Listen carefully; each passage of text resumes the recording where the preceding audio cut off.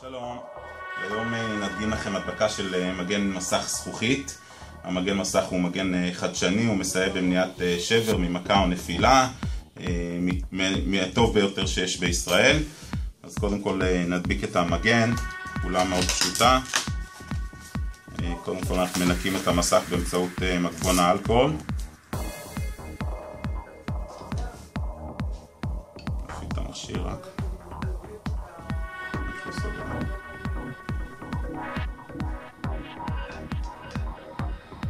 מנקים בייחוד בדפנות ובאזורים שהפנים באים במגע.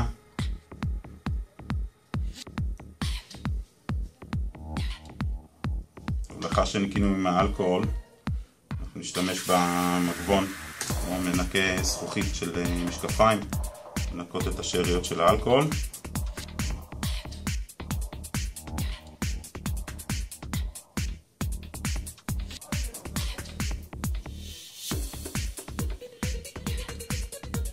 ונוודא שאין לכלוך על המסך, גרגירים או אבק שיעשו לנו אחרי זה בועות. לאחר שראינו שהמסך נקי באופן יחסי, נפתח את מגן הזכוכית, מורכב יש לו מספור 1 ו2. ניקח את מספר 1, נוריד אותו, נסיר אותו, ונכוון שיהיה ממורכז. כשראינו שזה מרוכז, ניתן לחיצה קלה עם האצבע. בעצם נוציא את האוויר מכיוון פנים המסך החוצה. תדאגו גם נשארות בועות קטנות, לאחר כמה שעות הן נעלמות.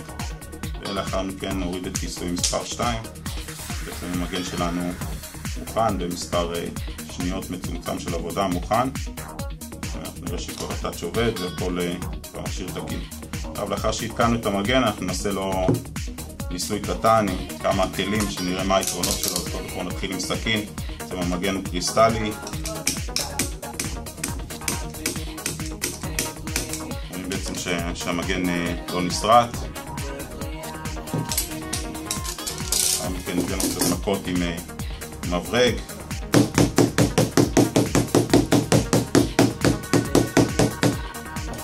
המגן נשאר שלם, הטאץ' עובד, המכשיר עובד. ובסוף נעבור למבחן הפטיש שהוא קשה ומסוכן.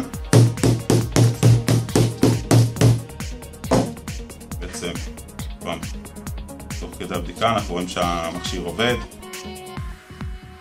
הטאץ' זז והמכשיר בעצם נשאר שלם.